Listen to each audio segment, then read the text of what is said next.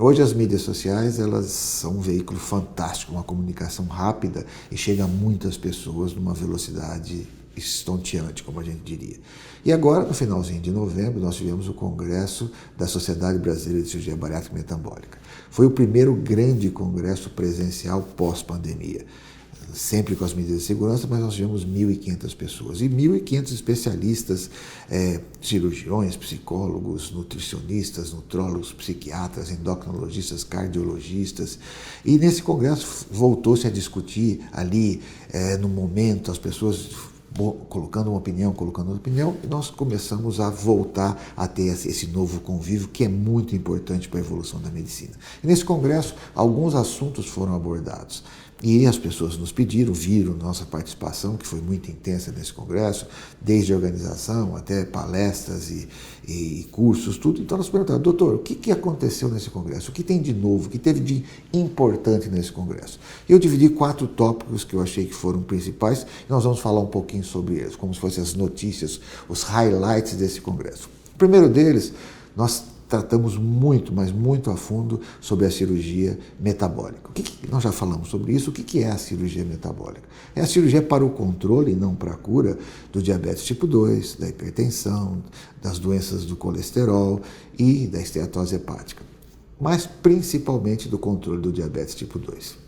E no congresso, vários especialistas do mundo inteiro, os maiores experts, voltaram a afirmar com toda a certeza: aqueles pacientes com diabetes tipo 2 que não têm um controle adequado com 1, 2 ou 3 medicações, a cirurgia metabólica é sim a única alternativa para esses pacientes. E nós não podemos esperar que esse paciente já não enxergue mais, que esse paciente já está prestes a ir para uma fila de transplante renal, que esse paciente esteja com a sua coronária, que é a veia do coração entupida e prestes a infartar, que esse paciente a qualquer momento possa ter um derrame, um AVC. Então é preciso que a gente, o mais precocemente, ofereça esse tratamento. E o Congresso mostrou de uma maneira muito, mas muito forte que a cirurgia, repito, para aqueles pacientes onde o controle clínico não se consegue mais, e a cada vez a gente tem acrescentando mais remédios e a gente não consegue um controle nem da nossa glicemia,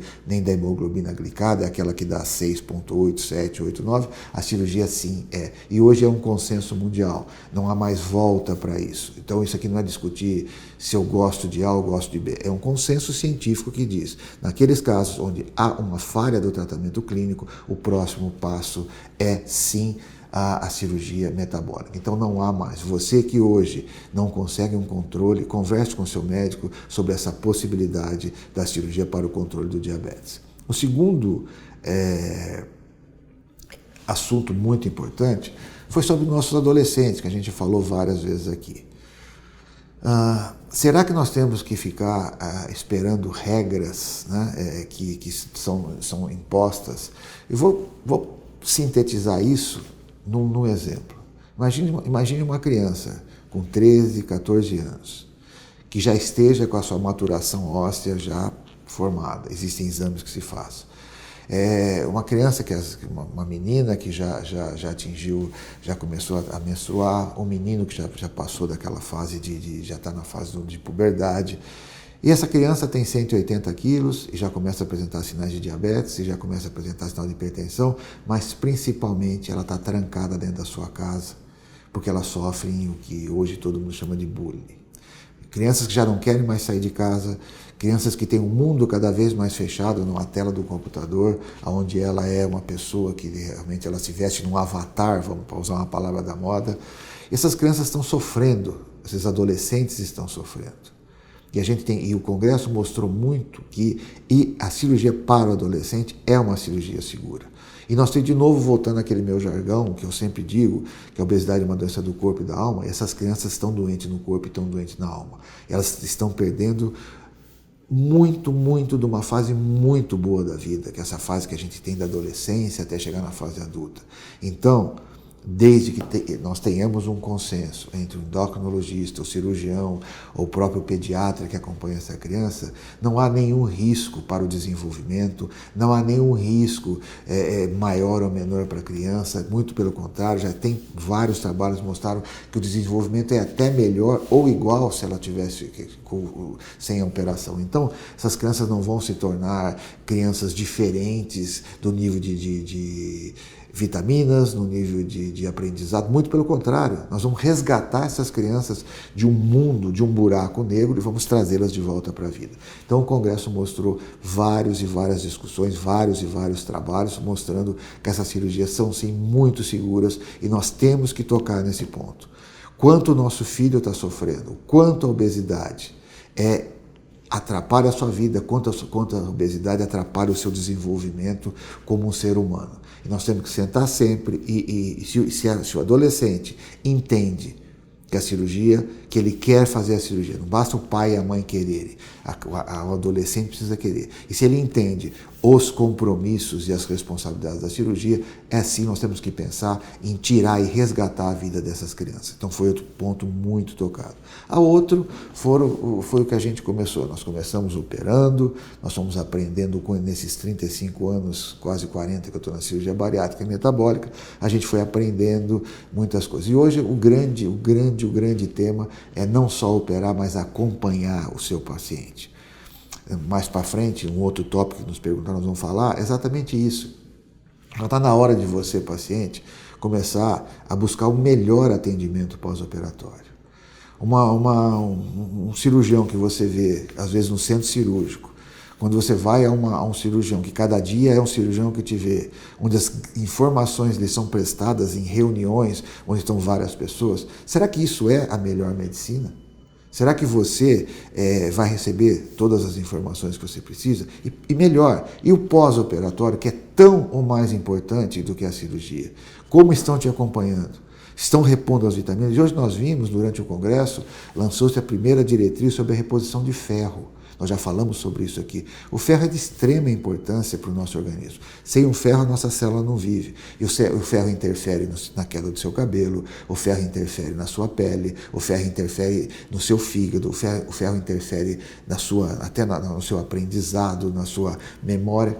E isso foi muito tratado. E por incrível que pareça, muita gente ainda tenta fazer reposição de maneiras não habituais.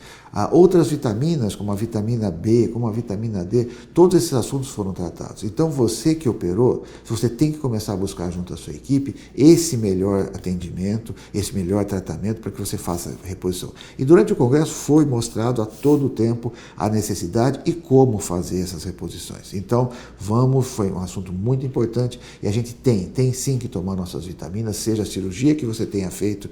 É duro quando eu vejo aqui no consultório, meu médico falou que eu não preciso tomar vitamina. Desculpa, o seu médico está errado. Todas as pessoas que se submetem à cirurgia bariátrica e metabólica, seja a técnica A, B ou C ou D que tenham inventado ontem, essas pessoas vão sim precisar tomar os seus complementos vitamínicos e às vezes até alguns reforços a mais que serão necessários. E outro assunto é sobre as técnicas. As técnicas, aparecem técnicas, vão embora técnicas e acabam ficando algumas. Lógico, a medicina tem que evoluir e para isso que tem os congressos, onde a gente apresenta novas propostas de cirurgias. Essas novas propostas elas têm que ser testadas e se elas forem ótimas, as pessoas ou tiverem uma efetividade tão boa ou igual às técnicas que já tem, essas técnicas têm que ser incorporadas. Mas cuidado com aquela técnica que só um cirurgião faz, cuidado com aquela técnica em que se estão pegando erros do passado para trazer para o futuro. Então, no Congresso foi discutido muito sobre quais são essas técnicas. E, na realidade, o que nós temos hoje, por enquanto, são aquelas técnicas que o Conselho Federal de Medicina. A Sociedade Brasileira de Cirurgia Bariátrica e Metabólica começou agora um grande estudo que ele está se desenvolvendo para que as novas técnicas sejam testadas e aí essas técnicas possam ser colocadas também no rol de atendimento. Eu sempre digo, não existe uma técnica, só existe a técnica certa para o paciente certo. Se o seu médico só faz uma técnica, já alguma coisa a gente tem que entender. A gente tem que trabalhar com aquelas técnicas que são reconhecidas, mas o paciente vai se beneficiar mais com a técnica A, outro paciente vai se beneficiar mais com a técnica B, eventualmente até quando surgirem as técnicas C, D e E. Então é muito importante que você sempre esteja ligado àquilo que a lei diz. A lei diz que essas cirurgias podem ser feitas, então nós vamos fazer essa feita. Daqui a pouco a lei diz que pode se fazer mais. E qual é a lei? É a resolução do Conselho Federal de Medicina, que é o órgão que rege a medicina no Brasil.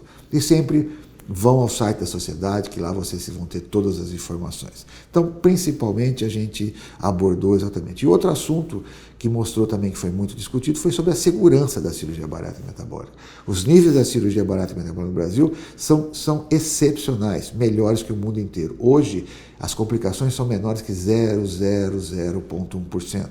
Mas é preciso que vocês sempre vão buscar aqueles cirurgiões que fazem parte da sociedade e que também sejam acreditados. Então, as principais notícias do Congresso foram essas, e futuramente a gente volta a falar um pouquinho sobre elas.